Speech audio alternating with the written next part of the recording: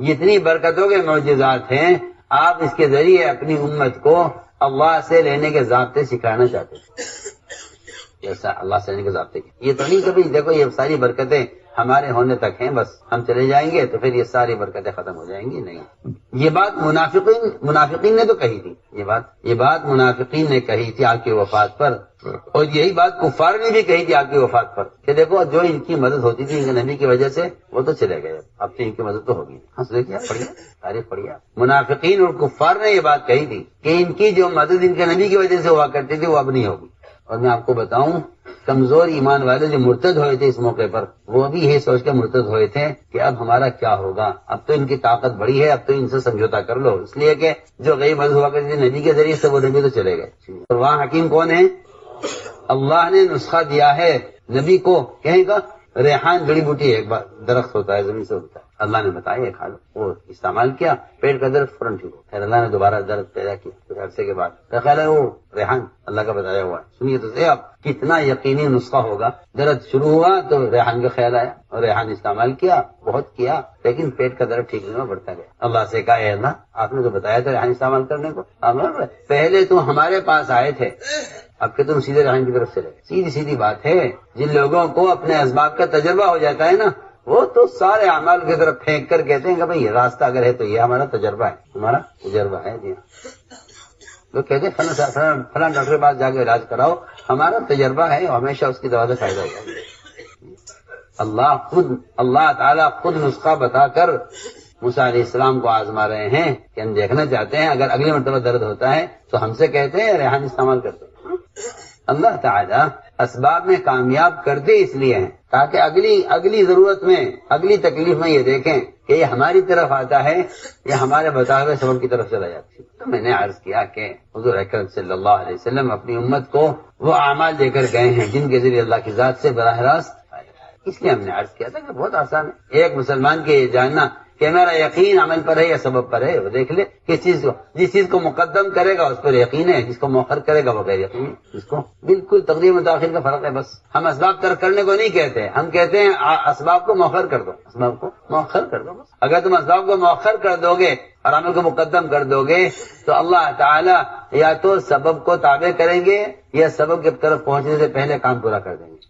یہ دونوں شکلیں عام ہیں ذرا صحابہ میں. کئی سبب سے کام اس لیے بنا دیتے ہیں تاکہ امتحان لیں کہ اس کا کئی سب پر یقین تو نہیں. اگر لوگوں کے کام اسباب سے بالکل نہ بندے پھر لوگ کہتے کہ اللہ سے ہوتا ہے تو کوئی کمال نہیں تھا. ہم دکھلائیں گے اسباب میں اور امتحان لیں گے، بتاؤ سبب سے کہتے ہو اللہ کی ذات سے کہتے ہو. سمجھتے تھے جب عمل سے ایک مرتبہ کامیابی حاصل ہو جائے تو پھر سمجھ لینا کہ اللہ تعالیٰ نے تمہیں عمل سے کامیابی کا راستہ دکھلا دیا ہے. ہاں یعنی یہ تو بیا مقدر کی بات ہے، کبھی عمل سے ہوگا کبھی نہیں ہوگا. جی اور یہ تو اسباب بھی مقدر کی چیزیں، کبھی سبب سے ہوگا کبھی نہیں ہوگا. ایسا نہیں ہے. اور اگر میں کہتا ہوں عمل سے کامیابی نہ ملے اور آپ کی حاجت عمل سے پوری نہ ہو تو نہ ہو، کیا بات ہے؟ کیونکہ کوئی عمل، کوئی عبادت، کوئی تہجد، کوئی صلاۃ الحاجہ کسی حاجت کے لیے ہے ہی نہیں. جب صلاۃ الحاجہ بھی حاجت کے لیے نہیں ہے تو پھر کون سا عمل حاجت کے لیے ہو سکتا ہے؟ سوچیے تو صحیح. صلاۃ الحاجہ نہیں، جب صلاۃ الحاجہ بھی حاجت کے لیے نہیں ہے تو پھر کون سا عمل ہو سکتا ہے میری حاجت کے لیے، دنیا کے لیے؟ سوچیے تو صحیح. میں کیا کہہ رہا، صلاۃ الحاجہ میں صاحب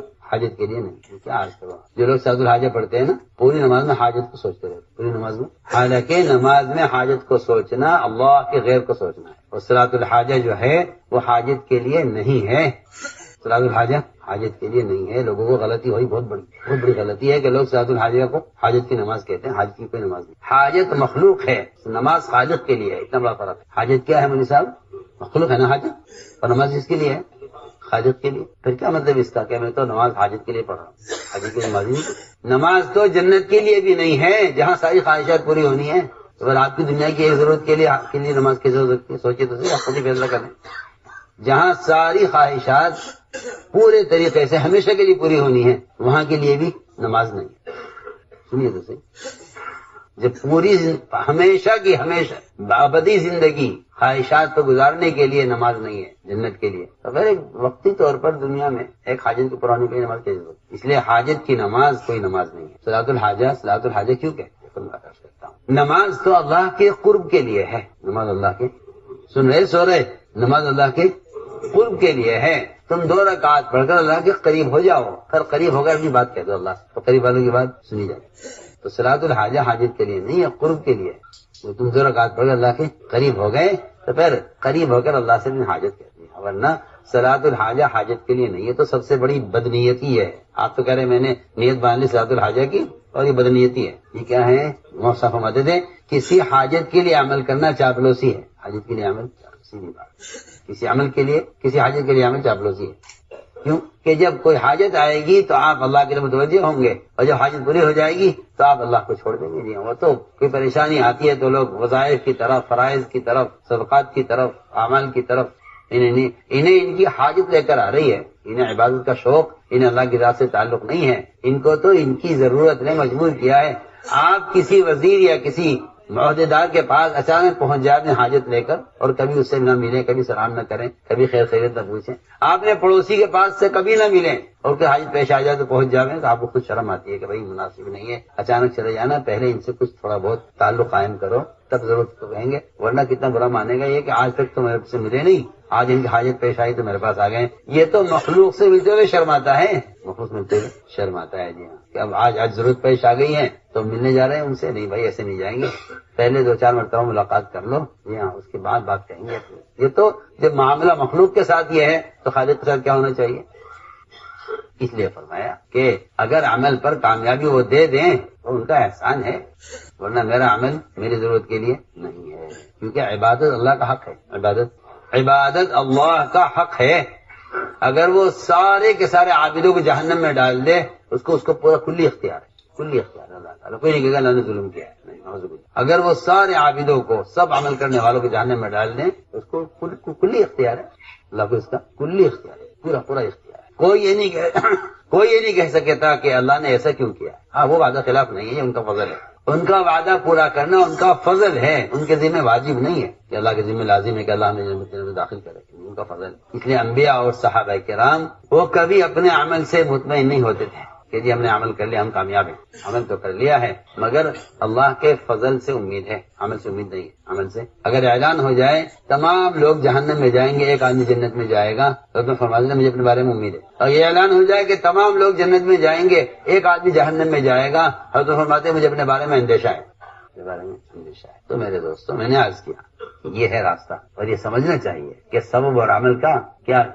مطلب کیا ہے، ان کا آپس کا جوڑ کیا ہے، ان کا تعارف کیا ہے۔ اس لیے فرمایا کہ اللہ کی ذات عالی سے براہ راست فائدے اٹھانے کے لیے اعمال دیے گئے، جس میں سب سے زیادہ قرب کا موقع نماز ہے۔ یہ قرب کا موقع بھی ہے اور اس پر پورے دین کا مدار بھی ہے، پورے دین کا مدار بھی ہے۔ لیکن اصل بات یہ ہے کہ استعینوا بالصبر والصلاۃ میں لوگ یہ سمجھتے ہیں کہ برداشت کر لو اور نماز پڑھ لو، حالانکہ برداشت سے پہلے صبر کا جو تقاضا ہے وہ اپنے آپ کو حرام سے بچانا ہے۔ جس طرح طہارت عبادت پر مقدم ہے، طہارت عبادت پر مقدم ہے، جس طرح طہارت عبادت پر مقدم ہے کہ آپ غسل کریں یا وضو کریں، طہارت کے بغیر عبادت نہیں۔ ہم عرض کرنا چاہتے ہیں اتنا ہی دخل بدن کے خون کا پاک ہونا ضروری ہے عبادت کے قبول ہونے کے لیے، اور اس پر وعدے پورے ہونے۔ لوگ بیچارے طہارت کا مطلب صرف اتنا سمجھتے ہیں کہ غسل کر لو یا وضو کر لو، غسل کر لو یا اگر آپ کے کپڑے پر 2 طرف پخانہ لگا ہوا ہے، ایک طرف سے پاک ایک طرف سے صاف کر لینا کافی نہیں ہوگا،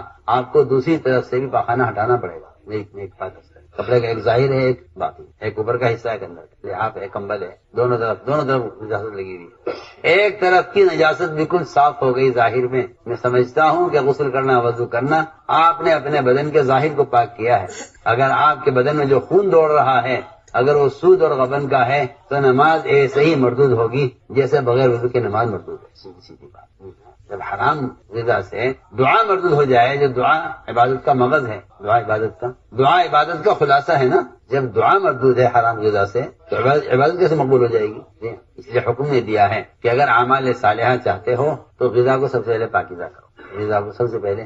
نبی کو بھی حکم ہے اور عام مسلمانوں کو بھی قرآن میں حکم ہے، کلوا من طیبات ما رزقناکم، کلوا من طیبات ما رزقناکم۔ فرماتے تھے کہ لوگ لقمے کو معمولی سمجھ کے کھا جاتے ہیں کہ میں نے زیادہ نہیں کھایا ہے۔ سمجھتے کہ لقمہ سمندر ہے، خیالات اس کے موتی ہیں، جیسی غذا ہوگی ویسے خیالات ہوں گے، جیسی غذا ویسے خیالات، جیسی غذا ویسے خیالات، جیسی غذا ہوگی ایسے خیالات. اس لیے فرمایا کہ سب سے پہلے اپنی غذا کو دیکھو کہ تم کیا کھا رہے ہو.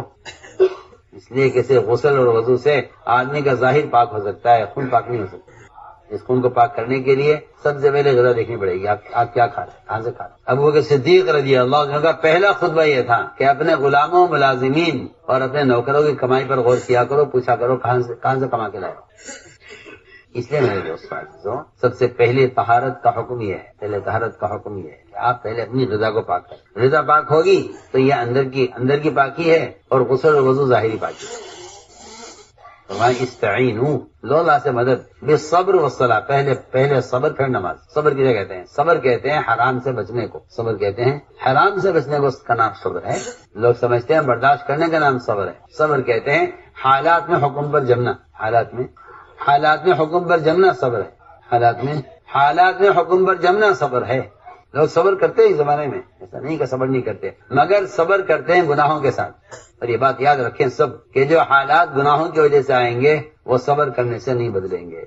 کہ بھائی کیا کریں، ظلم ہو رہا ہے مسلمانوں پر، حالات کیوں نہیں بدلتے؟ ہاں یہ بات یاد رکھنا کہ جو حالات گناہوں کی وجہ سے آئیں گے وہ صبر کرنے سے ٹھیک نہیں ہو. بہت اہم بات ہے. پہلے یہ غور کر لو، اگر یہ حالات آ رہے ہیں اطاعت کے ساتھ پھر تو مدد جلدی آئے گی، اور اگر یہ حالات آ رہے ہیں گناہوں کے ساتھ، جی ہاں سنو میں کیا کہہ رہا ہوں، اگر حالات آ رہے ہیں گناہوں کی وجہ سے تو پھر یوں کہ صبر کرنے سے حالات نہیں بدلیں گے. جو حالات اطاعت کے ساتھ آتے ہیں وہ حالات کو بدل دیتے ہیں، اور جو حالات گناہوں کی وجہ سے آتے ہیں ان پہ صبر کرنے سے حالات نہیں بدلا. کیونکہ میں اس کی مثال عرض کرتا ہوں، اگر چوروں کو قید کر کے جیل میں ان کو ستایا جائے اور یہ سارے چور مل کر اللہ سے بد دعا کریں پولیس والوں کے لیے، تو کیا عذاب آئے گا پولیس والوں کا؟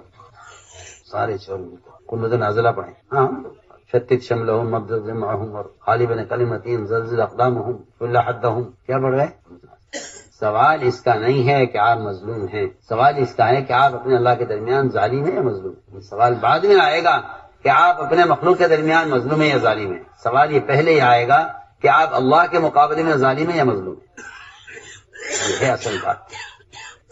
اس لیے میں نے مثال دی ہے کہ چور کے پاس صبر ہے مگر تقویٰ، چور کے پاس صبر ہے تقویٰ نہیں. اس لیے چور کی بد دعا سے پولیس پر عذاب نہیں آئے گا. پکی بات. ہم جو بد دعا کر رہے ہیں سوچ لیں، کیونکہ جو حالات گناہوں کی وجہ سے آتے ہیں وہ صبر کرنے سے دور نہیں ہوتے. صبر کرنے سے دور نہیں ہوگا. یہ مسلح کا معاملہ یہ مسلمان کے ساتھ ہے. کافر اگر ظلم کرے گا گناہوں کے ساتھ تو کافر پر عذاب آ جائے گا، کیونکہ مسلمان کے لیے اللہ تعالیٰ نے اس کے لیے امن کا اور کامیابی کا وعدہ دین کے ساتھ ہے. اگر اس پر حالات بے دینی کی وجہ سے آئیں گے تو پھر کافر کے ظلم کرنے پر حالات بدلیں گے نہیں. صاف صاف آپ کہتے ہیں انتظار کرو اور صبر کا پھل میٹھا ہوتا ہے. کہ نہیں، صبر کا پھل میٹھا جب ہوگا جب تقوی کے ساتھ. صبر کا پھل میٹھا جب ہوگا جب آپ قرآن پڑھیے. آپ کو ایمان والوں کے لیے اللہ نے جہاں بھی صبر کو بیان کیا ہے یا نبیوں کے لیے صبر کو بیان کیا ہے تقوی کے بغیر بیان نہیں کیا.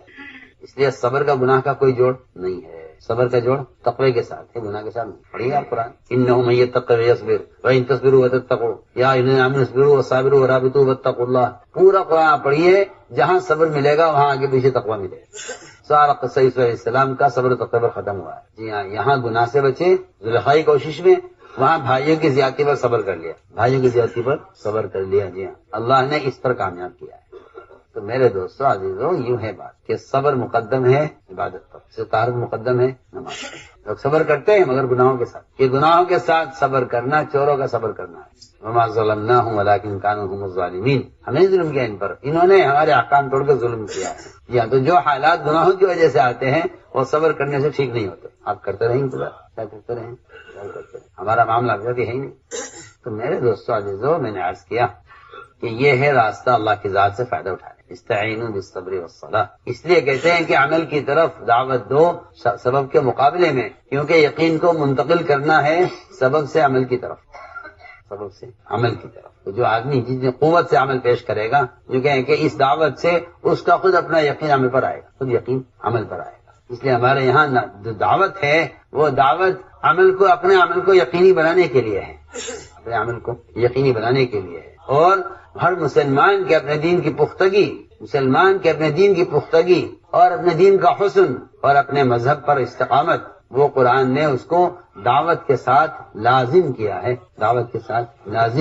یہ بات اچھی طرح سمجھ لو. قرآن صاحب کہتا ہے کہ اس سے زیادہ اچھا اور پختہ دین ہو کس کا سکتا ہے؟ آپ دیکھیے نا، جملہ استفہام انکاری ہے، استفہام انکاری ہے جو تاکید کا معنی دیتا ہے۔ قرآن کہہ رہا ہے ومن احسن قولا، اس سے اچھا دین ہو کس کا سکتا ہے؟ اس سے اچھا دین ہو کس کا سکتا ہے؟ یہ ترجمہ ہے اس کا، اس سے اچھی بات نہیں ہے۔ قول سے مراد یہاں باتیں نہیں ہیں، قول سے مراد یہاں باتیں نہیں ہیں، یہاں قول سے مراد مذہب اور دین ہے، قول سے مراد مذہب اور دین۔ ومن احسن قولا مطلب ومن احسن دینا، اس سے زیادہ پختہ دین ہو کس کا سکتا ہے؟ جو دعوت اور عبادت دونوں کو جمع کرے۔ ہماری ایسا کا ملفوظ ہے کہ جو دعوت عبادت کو جمع کرنے پر مجبور ہو جائیں گے، اللہ ان کے لیے نظام کائنات کو مسخر کریں گے۔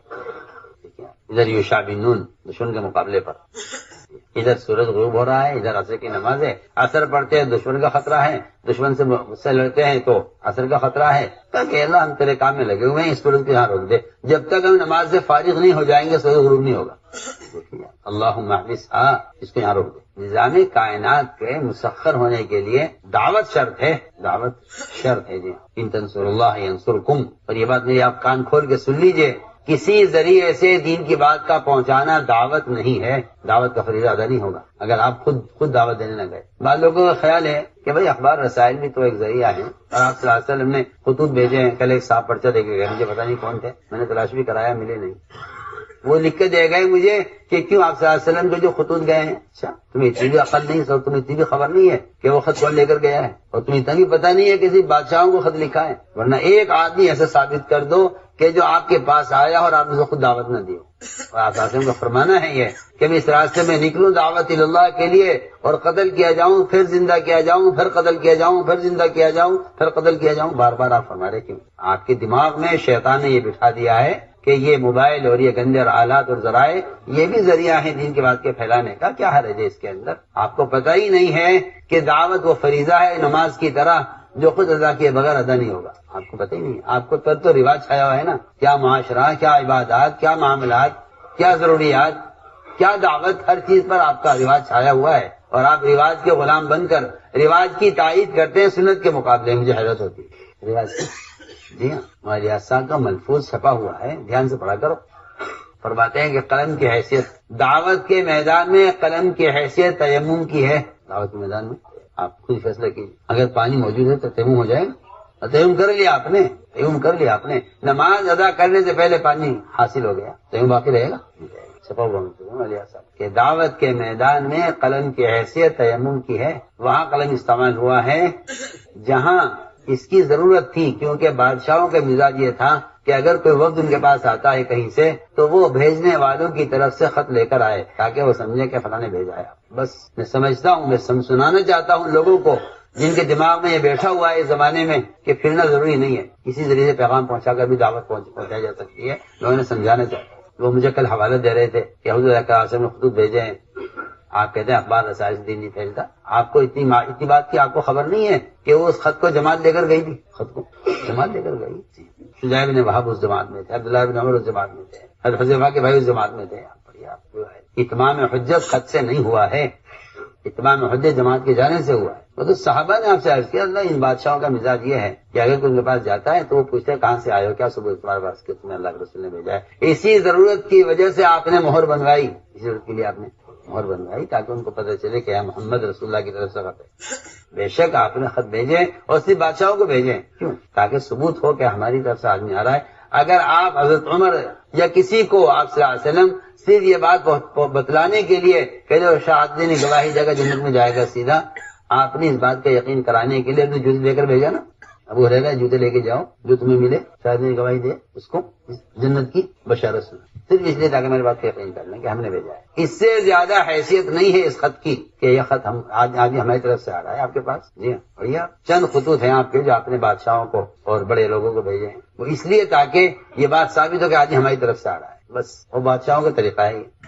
ورنہ آپ صلی اللہ علیہ وسلم نے ہر جگہ جماعت دی، ہر جگہ جماعت دی۔ مانیں زکات کھڑے ہوئے، حضرت ابوبکر صدیق کوئی خط نہیں لکھ کے بھیج دیا مدینے سے کہ زکات دو، نہیں کہنی ہم مدینہ خالی کریں گے ان کو زکات پر لانے کی۔ اس لیے ہم آپ کو سمجھانا چاہتے ہیں رواج کا زمانہ ہے، اس لیے لوگ سنت کے مقابلے میں رواج کی تائید کرتے ہیں، مقابلے میں رواج کی تائید۔ وہ زمانہ سنت کا تھا، وہ زمانہ سنت کا تھا، اس میں صحابہ نے عرض کیا تھا کہ رسول اللہ نماز کے لیے جمع کرنے میں دشواری ہوتی ہے، کیا ہم ڈھول بجا دیا کریں نماز کے وقت، سب کو پتہ چل جائے نماز کا وقت؟ فرمایا یہود کا طریقہ ہے۔ کیا ہم سارنگی میں نماز کا اعلان کر دیا کریں؟ فرمایا کہ نہیں، نصارہ کا طریقہ ہے۔ کیا ہم آگ جلا کر دھواں اٹھا دیا کریں ہر نماز سے پہلے، تاکہ لوگ مدینے کی آبادی کو معلوم ہو جائے نماز کا وقت ہو گیا، دھواں اٹھ رہا ہے؟ فرمایا نہیں، مجوسیوں کا طریقہ ہے، آگ جلا کر جمع کرنا۔ رواج کو چھوڑنے پر اللہ تعالیٰ نے اذان عطا فرمائی۔ آج مسلمان پلٹ کر رواج کی طرف گیا تو آپ جا کے دیکھیں عرب ملکوں میں آپ کو مسجد مؤذن نہیں ملیں گے، نیٹ سے اذان ہوتی ہے، ختم اذان۔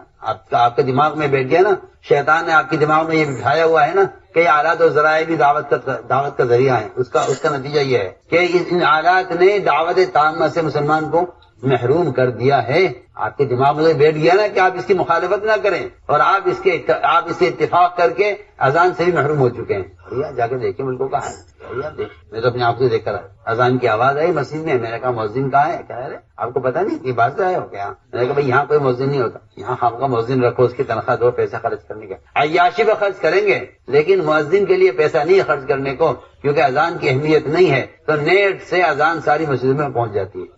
سنیے آپ، اور آپ ہیں رواج کے عادی اور رواج کے داعی۔ جی ہاں، یہ جہالت اور حماقت ہے کچھ، اور آ کر مناظرہ کرتے ہیں اور دلائل پیش کرتے ہیں۔ جو آدمی سنت کے خلاف دلیل لائے وہ گمراہ ہے، میری بات یاد رکھنا، ہمیشہ یاد رکھنا۔ جو شخص سنت کے مقابلے میں کیا لائے، دلیل پیش کرے کہ دیکھو دلیل، وہ گمراہ ہے، تو پکی بات ہے۔ اس لیے کہ جب مسلمان گمراہی کا اثر پڑ جاتا ہے تو اس کو سنت کے خلاف دلائل نظر آتے ہیں، قرآن سے بھی حدیث سے بھی۔ تو ایسا تھوڑا ہی ہے کہ قرآن حدیث صرف ہدایت ہی دیں گے، نہیں، قرآن سے آدمی گمراہ بھی ہوگا، ہدایت پر بھی آئے گا، دونوں چیزیں قرآن سے متعلق ہے۔ بڑھیا، آپ قرآن ہی پڑھ لیجیے نا، یضل بھی کثیرا لیہلک من ہلک عن بینہ ویحیی من حی عن بینہ، دونوں کے لیے دلیل ہے۔ جی ہاں، آپ مل جائے گی آپ کو دلیل، کیا بات۔ اس لیے ہم عرض کرنا چاہتے ہیں کہ دعوت کا فریضہ تو نقل و حرکت کا بغیر اللہ کی قسم ادا نہیں ہو سکتا، آپ مانیں یا نہ مانیں۔ آپ اخبار رسائل سے دعوت پہنچانا چاہیں، یہ کسی نبی کا طریقہ نہیں، یہ کسی صحابی کا طریقہ ہے، پکی بات۔ آپ اگر خود جائیں دعوت لے کر، دیکھ لیجیے، اگر آپ کہتے ہیں کہ بھائی آپ سے خطوط بھیجیں تو یہ خط دے کر کیوں نہیں آ گئے؟ بادشاہ کے کسی آدمی کو دے ہوئے خط پہنچا دے، ہم جا رہے ہیں۔ ڈاک کا نظام اس زمانے میں تھا، ایک منزل سے دوسری منزل گھوڑے ہوتے تھے جو ڈاک لے کر جاتے تھے، ایک مستقل منظم نظام تھا، ایک منزل سے ایک منزل تک گھوڑے دوڑتے تھے، وہ گھوڑے خطوط لے کر جاتے، خطوں کی دعوت خوب ہوتی۔ آپ چاہتے تو آپ اپنا خط کسی ڈاک سے بھیج دیتے، آپ تو ان گندے موبائلوں سے دین کی باتوں کو پھیلانے کو آپ تبلیغ اور دعوت سمجھتے ہیں، اور وہاں اس زمانے میں صرف گھوڑے جو رسائل لے کر جاتے تھے، آپ نے اس کا بھی استعمال نہیں کیا، آپ نے جماعت بھیجی، بادشاہ کے آدمی نے کہا کہ آپ یہاں شہر میں داخل نہیں ہو سکتے، خط دیجیے، ہم بادشاہ کو پہنچا دیں گے۔ صاحب نے کہا نہیں، ایسا نہیں ہوگا، ہم بادشاہ سے خود ملاقات کریں گے۔ کہا اچھا تو ایسا کیجیے، آپ کی سواری یہاں رہے گی، آپ سواری میں اندر نہیں جا سکتی، سواری بادشاہ کے شہر میں کوئی سواری، یہ گدھے گھوڑے ہمارے گدھے اور یہ کیا کہنا چاہیے ٹٹو وٹو ہمارا نہیں ہوتے، یہاں عمدہ ترکی گھوڑے ہوتے ہیں، اس پر آپ کو سواری کریں، ہم تو اپنی سواری سے بادشاہ کے قلعے تک نہیں بلکہ اس کے تخت تک جائیں گے، اپنی سواری بیٹھ کر، ہم سواری سے نہیں اتریں، ہم تو اپنی سواری بھی آپ کے ماحول میں آ کر بدلنا نہیں چاہتے، آپ نے تو ہمارے کرتے پاجامے سب بدل دیے، ہم تو اپنی سواری بھی بدلنا نہیں چاہتے ہیں، جس مدینے سے آئے ہیں اس سواری سے ہم بادشاہ کے تخت تک جائیں گے۔ یہ جو کل مجھے ایک مولوی صاحب لقمہ دے کر غائب ہو گئے، مجھے تو حیرت تھی، میں نے کہا عالم اسی بات کر سکتا ہے، مجھے بڑا تعجب ہوا، افسوس بھی ہوا، یہ عالم دعوت سے اب اتنے ناآشنا ہو گئے کہ ان کے نزدیک پھرنا اصل نہیں رہا۔ کوئی اگر آج مسلمان یہ کہتا ہے کہ پھرنے کی کیا ضرورت ہے، اس کی یہ بات ایک کافر کی بات سے پوری ملتی، میں آپ سے صاف کہہ رہا ہوں، میں دل سے کہہ رہا ہوں۔ اگر آج کوئی مسلمان یہ کہتا ہے کہ پھرنے کی کیا ضرورت دعوت دینے کے لیے، یہ سمجھ لے کہ اس کا یہ جملہ ایک کافر کے جملے سے پورا ملتا ہے۔ آپ حدیث پڑھیے، آپ سے دعوت دینے گئے، کافر نے یہ کہا آپ سے کہ آپ پھرتے کیوں ہیں دعوت کو لے کر؟ آپ کے دین بہت اچھا ہے، آپ کی دعوت بہت اچھی ہے، آپ اپنے دین کو لے کر بیٹھیے، جو آپ کا دین سیکھنا چاہے گا آپ کے پاس آئے گا، آپ اسے دین سکھلائیے، دین سکھلانا ہی تو ہے نا۔ جو آج کل کے لوگ کہنے لگے کہ پھرنا کیا ہے، بھائی صرف دین سیکھنا ہے، دین سکھلانا ہے، پڑھیے آپ حدیث پڑھیے، آپ کو تو پتہ ہی نہیں ہے نا کہ نفر کیا چیز ہے، آپ کے دماغ میں یہ بیٹھا ہوا ہے کہ پھرنا تو زمانے میں تھا جب بات کے پہنچانے کے ذرائع نہیں تھے، یہ آپ کے دماغ میں شیطان نے بٹھایا۔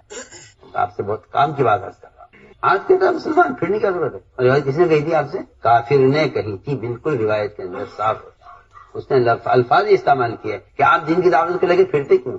جگہ بیٹھیے، دین کو لے کر، آپ کا دین بہت اچھا ہے، مانتے چلیے آپ کا دین آپ ہے، لیکن آپ پھرا مت کریں، آپ کی جگہ بیٹھے، جسے دین سیکھنا ہوگا آپ کے پاس آئے گا، آپ کا دین سیکھے گا۔ کون کہہ رہا ہے؟ کافر کہتا تھا، آج کا مسلمان کہہ رہا ہے۔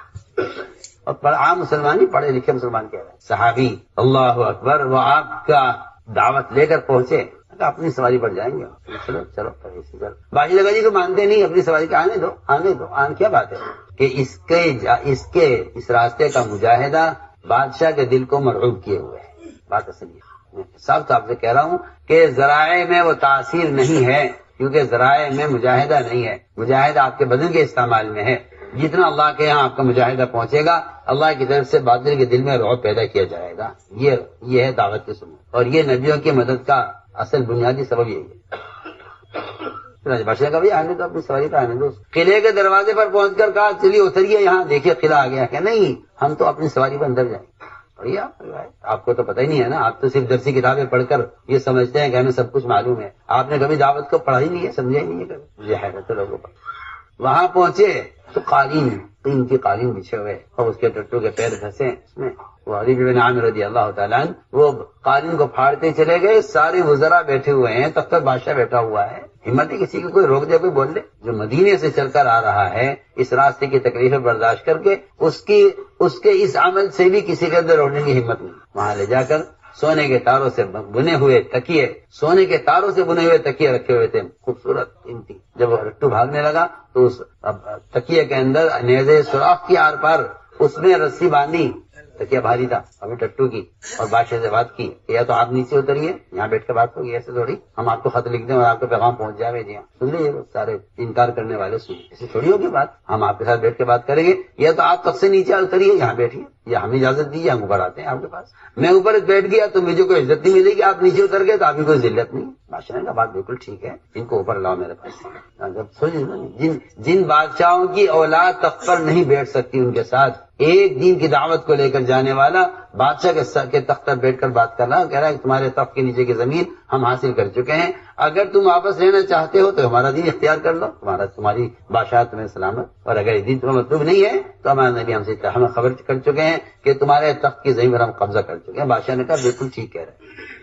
وزراء نے کہا یہ پاگل ہے, باتوں میں آ گئے آپ. بادشاہ نے کہا پاگل یہ نہیں, تم سارے پاگل ہو. تم دیکھتے اس کی بات میں کتنی قوت ہے. اس کو کیا ہے, یہ وہ رعب ہے جو دعوت پر اللہ کی طرف سے موعود ہے. اگر آپ دعوت کے طریقے کو بدلیں گے تو آپ کی دعوت کا اثر باقی نہیں رہے گا, یہ پکی بات ہے. آپ نے اگر دعوت پہنچانے کے رواج اختیار کیا, مولانا کا ملفوظ ہے کہ رواجی طریقوں سے رواج ترقی کرے گا, دین ترقی نہیں کرے گا. آپ شیطانی راستوں سے دین کی باتیں پھیلانے کو تبلیغ سمجھتے ہیں. معصیت میں مبتلا ہیں, ان آلات کے استعمال کرنے والے گناہ میں مبتلا ہیں, اور یہ کہتے ہیں دعوت کا کام کر رہے ہیں.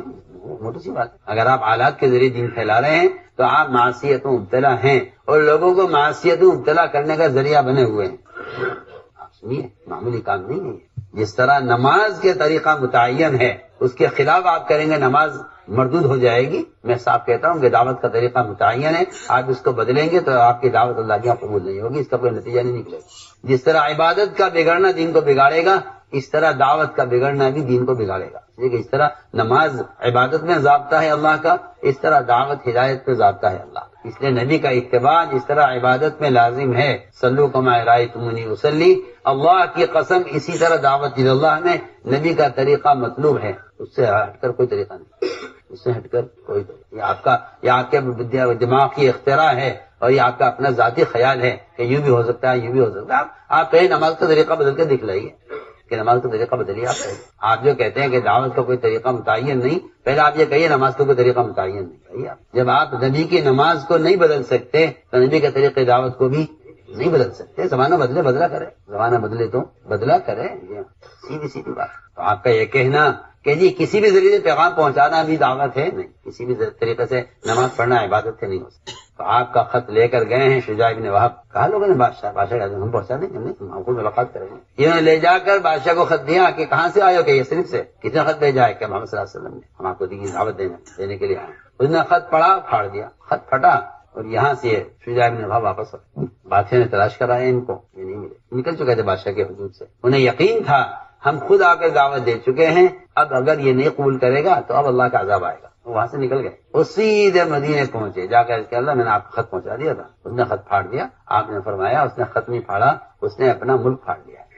ادھر سے غصہ آیا کسرا کو، اس نے بازان کو حکم دیا یمن کے گورنر کو کہ جس آدمی نے ہمیں اپنے دین کی دعوت دی ہے اور اس نے ہمیں خط لکھا ہے اور خط میں اپنا نام پہلے لکھا، ہمارا نام بعد میں لکھا، ہم بادشاہ ہیں۔ بازان سے کہا کہ صرف 2 آدمی بھیجو، میں نے تحقیق کر لی ہے، یہ بڑے کمزور لوگ ہیں، قسمہ پرس، پریشان حال اور فاقہ مست لوگ ہیں، کوئی طاقت ان کے پاس ہے نہیں، بس 2 فوجی بھیج دو جو انہیں گرفتار کر کے لا۔ بازان کو حکم دیا جو یمن کا گورنر تھا، یہاں سے 2 فوجی سیدھے پہنچے، پہلے طائف گئے، وہاں کے کفار سے ملے کہ کیسے آنا ہوا کہ ہم تو کسرا کے پاس سے آئے ہیں، ہم بڑے طاقتور 2 فوجی ہیں، کیوں آنا ہوا کہ ہم ان کو لینے کے لیے آئے ہیں جنہوں نے آپ کو تنگ کیا ہوا ہے، نیا دین لے کر آئے ہیں۔ کفار بڑے خوش ہوئے، ان کا لو بھائی اب تو سپر طاقت ان کے مقابلے پر آ گئی ہے، اب تو ہم آرام سے بیٹھیں گے، کیا کبھی خوب اکرام کیا ان کا، پھر ان کو راستہ بتایا، رہبر دیا کہ جائیے مدینے جائیے اور انہیں جیسا کر کے آپ یہاں سے لے جائیے تاکہ یہ قصہ ختم ہو۔ وہ وہاں پہنچے دونوں آپ کی خدمت میں۔ وہاں کا معاملہ یہ تھا کہ کوئی قتل کے ارادے سے آئے، قید کرنے کے ارادے سے آئے، جاسوسی کے ارادے سے آئے، زہر دینے کے ارادے سے آئے،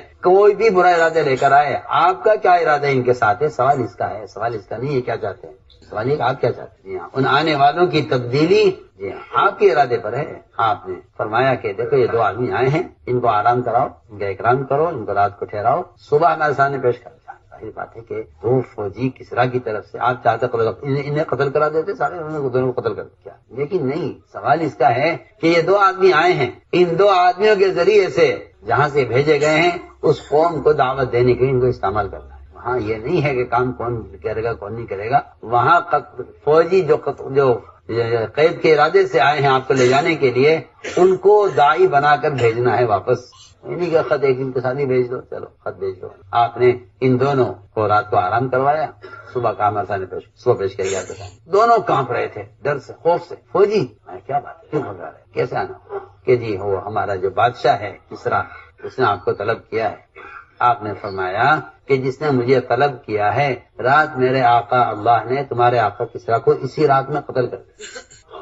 آپ کیا بول رہے ہیں؟ ہاں جو میں کہہ رہا ہوں دیکھ کر کہہ رہا ہوں۔ اس نے کہا اتدری ما تقول، آپ کو خبر آپ کیا بول رہے ہیں؟ میں ہاں مجھے معلوم ہے، دیکھ کر کیا کہ اس رات میں قتل ہوا ہے، کہ اس رات میں قتل ہوا تو 15 دن کی یا مہینے کی مسافت سے آپ کے پاس کیسے خبر آ گئی کہ میرے اللہ نے بتایا؟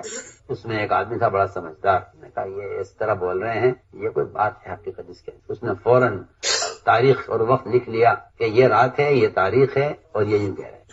وہاں سے آدمی دوڑایا یمن کی طرف کہ جی یہ تو یہاں کا تو معاملہ ہی دوسرا ہے، اور یہ تو یہ کہہ رہے ہیں کہ تو ہمیں کیا کرو گے گرفتار کر کے لے جا کر، جن کے لیے گرفتار کر رہے تھے وہ تو قتل کر دیا گیا رات۔ وہاں سے اس بازار نے، یمن کے گورنر نے آدمی دوڑایا، گھوڑا دوڑایا کسرا کی طرف۔ خبر آئی کہ بالکل جس رات میں آپ نے فرمایا اسی رات میں کسرا کا قتل ہوا ہے۔ اس کے بیٹے شیروے نے اپنے باپ پرویز کو قتل کیا۔ یہ حدیثیں پڑھو تو پتہ چلے گا کہ نصرت، اللہ کی قسم کھا کر کہتا ہوں، خود دعوت دیے بغیر مسلمان کی مدد نہیں ہوگی۔ چاہے نماز پڑھو، روزے رکھو، ذکر کرو، تلاوت کرو، سارے اعمال خیر کر لیں آپ، لیکن اس پر مدد کا وعدہ نہیں ہے۔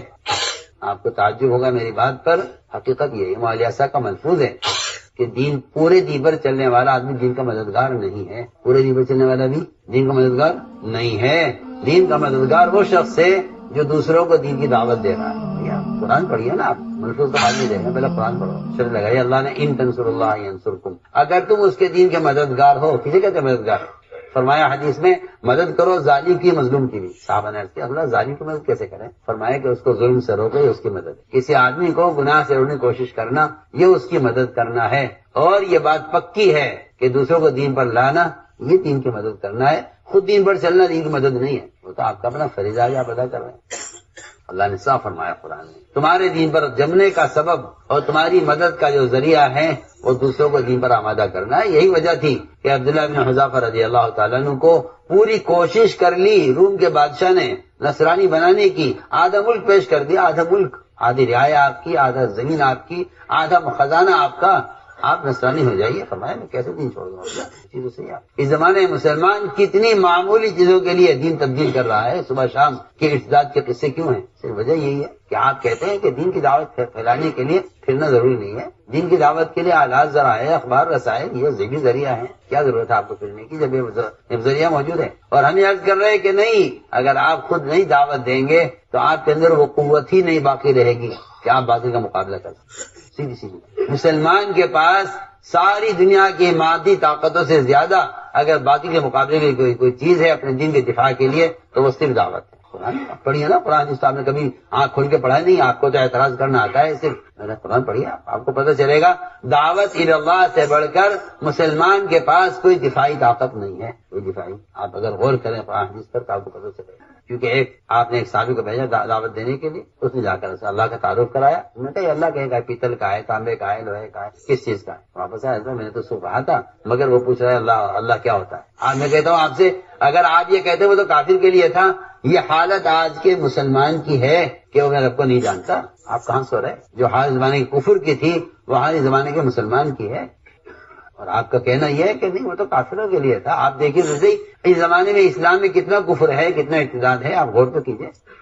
آپ ہمارے جاؤ پھر دعوت، وہ دوبارہ گیا. آپ نے بھائی ہو گیا کہہ دیا ایک مرتبہ خط لکھ کے بھیج دو. جی ہاں، آج کل کے احمقوں کی طرح کہ بھائی خط لکھ کے بھیج دو تاکہ دعوت پہنچ جاوے، ذمہ داری ادا ہو جائے گی. فرمایا پھر جاؤ. پھر گئے، پھر جا کر اس سے کہا. اس نے پھر ہی جواب دیا کہ کہے گا تمہارا رب تانبے کا ہے، پیتل کا ہے، سونے کا ہے، کس چیز کا ہے جس کی دعوت دے رہے ہیں. کیونکہ ان کے نزدیک سوائے ان شکلوں کے علاوہ کوئی اس کے علاوہ معبود کا کوئی تصور ہی نہیں ہے. فرمایا پھر جاؤ. یہ روایت تھا. اسی مرتبہ گیا، اس نے یہ جواب دیا، آسمان سے بجلی آئی اور اس نے اس کے ٹکڑے ٹکڑے کر. قرآن پڑھیا، قرآن میں ہے پوری آیت قرآن کے اندر. فی اللہ، اللہ کے بارے میں جھگڑا کرتے ہیں آپ سے. 3 مرتبہ جا کر اس کو دعوت دی. اس کے جواب پر آسمان سے ایک بجلی آئی، اس نے اس کو تباہ.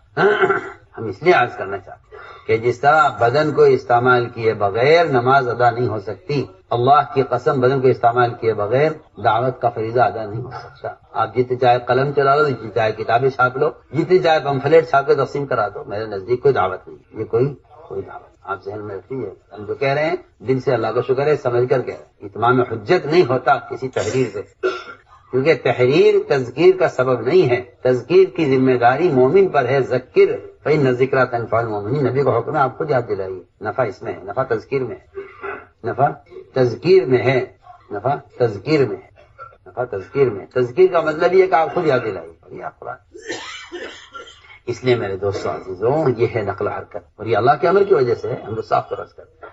آپ قرآن پڑھیے تو آپ کو پتہ چلے گا کہ دین کی نصرت کا تعلق نفر سے ہے. نصرت کا تعلق نفر سے، دین کی نصرت کا تعلق نفر سے ہے. الا تنفروا يعذبكم عذابا اليما ويستبدل قوما غيركم ولا يضرهم شيئا وهو على كل شيء قدير الا تنصروه فقد نصره الله. آپ پوری آیت پڑھیے، آپ کو پتہ چلے گا کہ نفر کا تعلق اصل نصرت سے ہے. اور اگر آپ نہیں پڑھے پھریں گے اور اگر آپ نہیں نکلیں گے، پڑھیے نا قرآن، اگر آپ نہیں نکلیں گے دعوت اللہ کے لیے، اللہ آپ کو ہٹائیں گے اور اللہ دوسروں کو لائیں گے، ان سے دعوت کا کام لیں گے. یہ آیت کا مطلب یہ تھوڑی ہے آپ اگر نماز نہیں پڑھیں گے تو اللہ دوسرے نمازی لائیں گے، آپ زکات نہیں کریں گے دوسرے زکات دینے والے لائیں گے، آپ حج نہیں کریں گے تو اللہ دوسرے حاجیوں کو لائیں گے. یہ کہیں نہیں، یہ کہیں نہیں ہے. استبدال قوم کی جو وعید ہے وہ دعوت اللہ کے چھوڑنے پر ہے. ہماری بات توجہ، استبدال قوم کی جو وعید ہے کہ ہم آپ کو ہٹا کر دوسروں کو لائیں گے، وہ فرائض کو چھوڑنے پر ہے، دعوت کو چھوڑنے پر. پڑھیے نا، الا تنفروا، اگر تم نہیں نکلو گے دعوت اللہ کے لیے، يعذبكم عذابا علیما، اللہ تمہیں عذاب علیم دیں گے. کیوں دیں گے عذاب؟ میں تو نماز پڑھتا ہوں، میں تو روزہ بھی رکھتا ہوں، زکات بھی دیتا ہوں، حج بھی کرتا ہوں، میں تو سارے اعمال خیر کر رہا ہوں، اللہ مجھے عذاب کیوں دیں گے؟ کہ اللہ تمہیں عذاب اس لیے دیں گے کہ تم نے دوسروں کو عمل پر آمادہ نہیں کیا. سیدھی سیدھی بات. اس کا تو زمانے میں مسلمان کو تصور بھی نہیں ہے. وہ تو بیچارے تبلیغ میں نکلنا دین سیکھنے کے لیے مدرسہ سمجھتے ہیں. مدرسہ ہے کچھ دن اس میں پھر لو تاکہ نماز پڑھنی آ جاوے، روزہ رکھنا آ جاوے، زکات اور مسائل کا علم ہو جاوے. لوگ اتنا سمجھتے ہیں اس کام. تعلیم دین کے لیے سمجھتے ہیں تبلیغ. جو سیکھ چکے ہیں وہ نہیں نکلتے، جو سیکھے ہوئے ہیں ان کے نزدیک کوئی اہمیت نہیں ہے. حالانکہ تعلیم دین کے لیے نہیں ہے، خروج اقامت دین کے لیے. خروج کس لیے ہے؟ اقامت دین، کہ دین قائم ہو. دین کا قائم ہونا یہ نہیں ہے کہ ہم نماز پڑھتے ہیں روزہ رکھتے ہیں. دین کا قائم ہونا یہ ہے کہ عالمی سطح پر امت مسلمہ اللہ کے فرائض پر، اسلام پر جمع ہو. یہ دین کا قائم ہونا ہے. اس دین کو قائم کرنے کے لیے محنت ہے. قرآن پڑھیا، الا تنفروا يعذبكم عذابا علیما، اگر نہیں نکلو گے اللہ تمہیں عذاب دیں گے. اور کیا کریں گے؟ وَيَسْتَبْدِلْ قَوْمًا غَيْرَكُمْ، تمہیں ہٹا کر اللہ دوسروں کو لائیں. وہ حج پر قادر ہے. اور اگر تم مدد نہیں کرو گے، خروج میں نبی کی سننا تو صحیح، میں جو کس طرح کہہ رہا ہوں، میں جس طرح کہہ رہا ہوں اسی طرح ہے.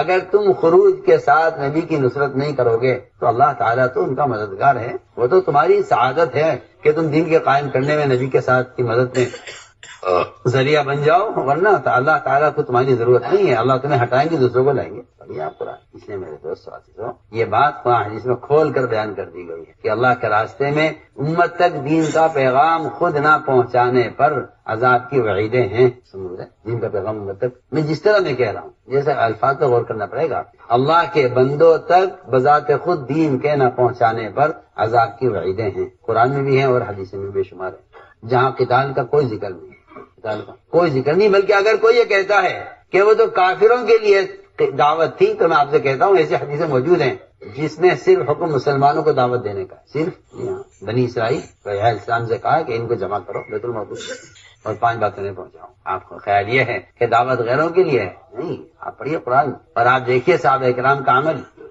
ابو بکر رضی اللہ تعالیٰ عنہ نے مدینے کو جو خالی کرنا چاہا تھا وہ کافروں سے مقابلے کے لیے نہیں، بلکہ صرف ایک فریضے کا انکار کرنے والوں سے۔ آپ پڑھیے نا، آپ تو سیرت پڑھتے ہی نہیں ہیں، آپ کے دماغ میں بٹھا دیا گیا ہے کہ بس پھرنا تو کافروں کے لیے ہوا کرتا تھا زمانے میں، یہ تبلیغ والے جہاد کی آیتوں کو تبلیغ میں استعمال کرتے ہیں۔ ارے ہمارے پاس اس کے علاوہ ہی کچھ نہیں کیا۔ پڑھیے جتنے فضائل خروج کے ہیں اقامت دین کے لیے ہیں، کافر کو دعوت دے دینا یہ اس خروج کا ضمنی عمل تھا، اس خروج کا ضمنی عمل تھا۔ آپ کو سمجھ نہیں آتی، قتال ضمنی عمل تھا، اور اللہ غریق رحمت کرے مفتی سعید صاحب رحمۃ اللہ علیہ کو بڑی کام کی بات کہہ گئے۔ وہ کہتے تھے کہ قتال کیا ہے؟ قتال کافروں سے کہ اگر تمہاری گاڑی کے پہیے میں کوئی پتھر آ جائے تو تم گاڑی وہیں رک جائے گی تھوڑی دیر کے لیے، تم اترو گے، پتھر کو ہٹاؤ گے، راستے سے گاڑی آگے بڑھا لو گے۔ یعنی یہ دعوت اور تبلیغ ایسی ہے۔ اور قتال کی حیثیت کتنی ہے؟ ایک پتھر آ گیا گاڑی کے سامنے، اس کو ہٹائے گا، ڈرائیور اترتا ہے، پتھر راستے سے ہٹاتا ہے، گاڑی آگے بڑھا لیتا ہے، وہ گاڑی اس میں اٹکے گی، پھنسے گی، وہ چلے گی نہیں۔ صرف اسلام کی گاڑی کو آگے بڑھانے کے لیے قتال ہے۔ اور اگر آپ رکاوٹ بنے اور آپ نے کہا جی ہم آپ کا سوار ہونا چاہتے ہیں، آ جاؤ، ہماری گاڑی تو بہت بڑی ہے، آ جاؤ، بیٹھ جاؤ، چلو آگے، کیا بات ہے، یا تو تم اس گاڑی میں سوار ہو جاؤ یا راستے سے ہٹ جاؤ۔ اس لیے یہ بات کہیں ثابت نہیں ہے کہ کسی کافر کو اسلام کے لیے قتل کیا جائے، یہ تلوار کی دھمکی بھی دی جائے، کہیں ثابت، کہیں ثابت کوئی دلیل کسی کے پاس نہیں ہے کہ تلوار اسلام کے لیے ہرگز نہیں ہے۔ اسلام تو بادشاہ مذہب ہے، جو جس مذہب پہ رہنا چاہے رہے آرام سے، اسلام کو آپ کی ضرورت نہیں ہے۔ اور تلوار اسلام کے لیے نہیں ہے، تلوار تو رکاوٹ کو ہٹانے کے لیے۔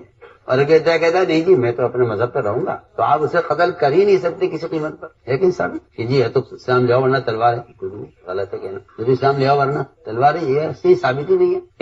ایک مشرک نے آپ صلی اللہ علیہ وسلم پر تلوار سوت لی، آپ سوئے ہوئے تھے، آپ کی آنکھ کھلی، تلوار اس کے ہاتھ میں تھی، آپ اکیلے تھے، صحابہ ادھر ادھر سب منتشر ہو گئے تھے، مشہور ہوئے تھے، آپ قبلہ فرما رہے تھے ایک درخت کے نیچے، تلوار تو لٹکی ہوئی سے اٹھائی آپ کو قتل کرنے کے لیے۔ آپ نے فرمایا، اس نے کہا کون بچائے گا آپ کو؟ اللہ بچائیں گے۔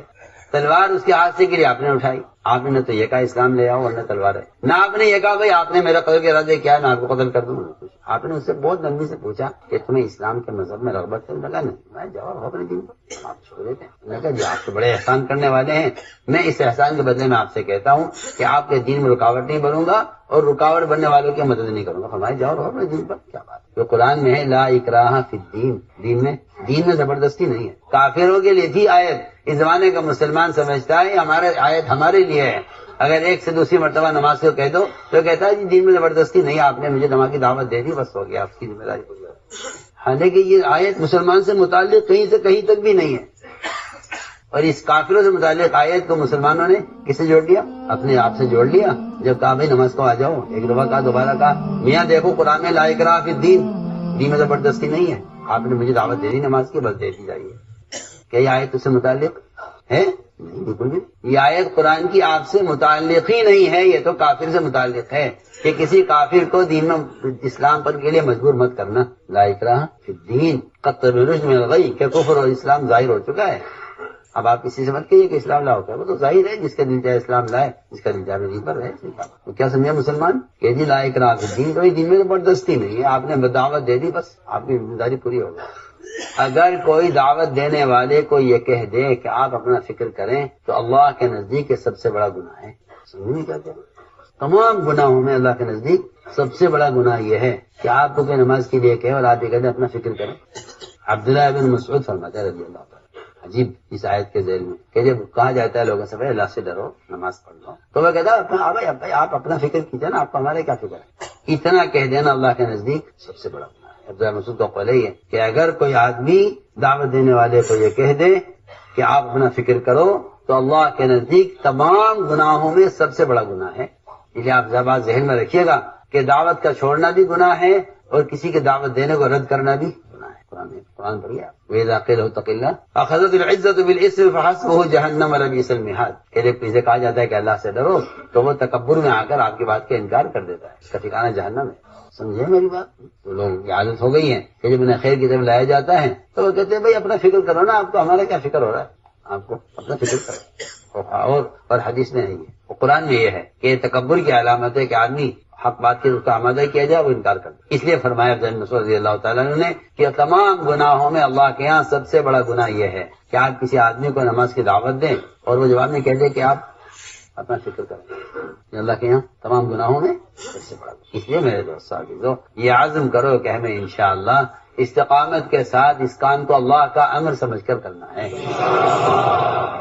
ہم تو یہ کہتے ہیں کہ پھرنا اللہ کا امر ہے, پھرنا اللہ کا امر ہے. ہم تو اللہ کا حکم پورا کر رہے ہیں. نماز پڑھنا اللہ کا حکم ہے اور پھر کر دعوت دینا اللہ کا حکم ہے. نماز کا چھوڑنا گناہ ہے کہ دعوت کا چھوڑنا گناہ ہے. سیدھی سیدھی بات. کتنی جگہ وعیدیں ہیں خروج میں تاخیر کرنے پر, سیرت میں اور قرآن میں حدیث میں, اور جہاں قتال کا ذکر بھی نہیں ہے, قتال کا ذکر بھی نہیں, بلکہ یہ تو ملے گا کہ آپ کو قتال بھی ہونے والا نہیں ہے, تو ملے گا آپ کو حدیثوں میں کہ قتال کا کوئی موقع نہیں ہے, قتال کا موقع نہیں ہے اور نکلنے میں تاخیر کرنے پر عذاب کی دھمکی. تبوک میں قتال نہیں تھا, 3 آدمیوں کے تاخیر کرنے پر 50 دن بائیکاٹ ہوا ہے. 50 دن آپ پڑھیے پورا قصہ کعب بن مالک کا. قتال ہوا تبوک میں, نکلے کیوں نہیں؟ اس پر ناراضگی پہ نکلے کیوں؟ آپ سمجھتے ہیں دین سیکھنے نکلنا ہے اور دین سیکھنے کا بہت ذرائع ہیں.